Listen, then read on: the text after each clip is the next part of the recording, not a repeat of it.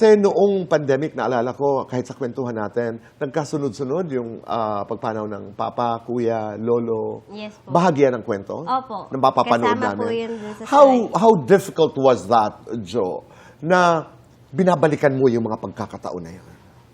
Sobra po. Sa totoo lang, nung hiningi pa lang po ng magpakailanman yung story ko, natakot po akong ibigay. Kasi alam ko sa sarili ko na hindi pa rin ako ganun ka-prepared na balikan lahat ng pain. But at the same time, nung nagawa ko na nga po, naisip ko na yung purpose nun is bigger than I can understand right now. So, gusto ko pong ipakita din yun sa lahat kasi gusto ko rin na ma-inspire sila dun sa story ko, dun sa nangyari sa pamilya ko. You use that word, inspire.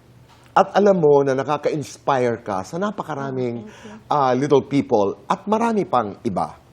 Anong sinasabi nila sa'yo pag nakakausap mo?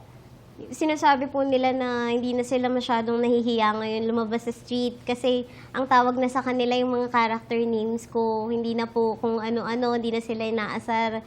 Kasi ang naiisip na daw po pag nakikita sila is yung mga role na nagawa ko.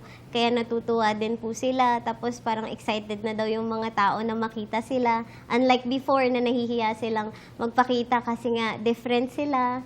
So, sa akin po natutuwa yung heart ko kasi yung akin lang naman nung nag-umpisa ako, gusto kong matry, gusto kong masubukan yung pag-arte. Tapos meron na pong ganong kalaking epekto sa iba pang mga tao. So, very happy po yung heart ko sa kinalabasan naman. Ganda, kasi the power of representation.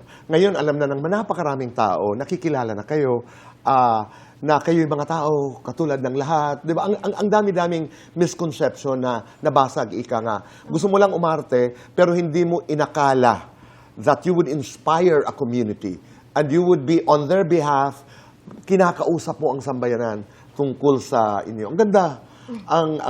But that's also a responsibility. Di ba? Opo. Eh, may pressure din po talaga pag binibigyan ako ng role. Iniisip ko na hindi ko tatanggapin yun just because I want na tanggapin yung role. Kailangan ko rin isipin kung ano din po yung magiging epekto sa other little people and other differently abled people na nire-represent ko nga po sa panahon ngayon. Tama. I just want to go back to Papa, to Kuya, and to Lolo. Isahin na natin. They're just somewhere there, watching us. If you were to say thank you to them, how would you do that? Parang understatement po yung thank you eh. Totoo. Parang wala akong mahanap na words kung paano ko i-describe kung gaano ko nagpapasalamat na sila yung naging lolo ko, naging papa ko, at naging kuya ko. Kasi hindi po ako kung ano ako ngayon kung hindi dahil sa kanila.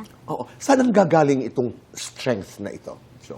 Sa kanila din po. Kasi buong buhay ko po napuno ko ng pagmamahal because of my family. Oo. Kaya ganito rin po ako katibay ngayon. Kasi sa pagmamahal din na binigay nila sa akin. Napaka-importante nun. Dahil sa pagmamahal, matibay tayo. Di ba? Ganda. I'll do fast talk with you, Shena. Handa ka lang. Di ba? Shena, let's do... Dapat nakatayo, Shena. Para kasi kanina rumampa ka na di ba? Oo. TikTok o mobile game? TikTok. Spaghetti, pansit. Spaghetti. Burger, pandesal. Burger. Pretty, brainy. Brainy. Drama, comedy. Dalawa. Science, math. Math. Soda pop, popcorn. Popcorn. Kung makakalipad ka, saan ka pupunta? New Zealand. Kung may 1,000,000 ka, anong gagawin mo? Bilhin si mama ng bahay. Kung magiging superhero ka, anong name mo? Super Ibyang. Kung magiging Disney princess ka, sino ka? Rapunzel. Sa mga kasama mo sa Master Cutter, sino ang pinaka-pretty? Lahat po sila. Sino ang pinaka-pogi? Si Daddy D. Hoy. Sino... Tita Paula. Huwag ka magselos. Galante ka rin, ha? Sino ang pinaka-makulit? Ako po. Sino ang pinaka-galante? Si Tita Paulo. Sino ang pinaka-mahilig mag-TikTok? Sabi po lahat. Message mo para sa lahat ng mga fans mo, kausapin mo sila. Thank you po, Sienna Chur. Ay, dito po.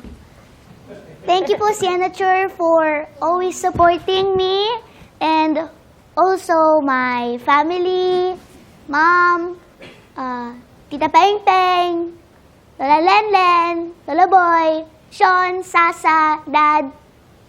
Thank you.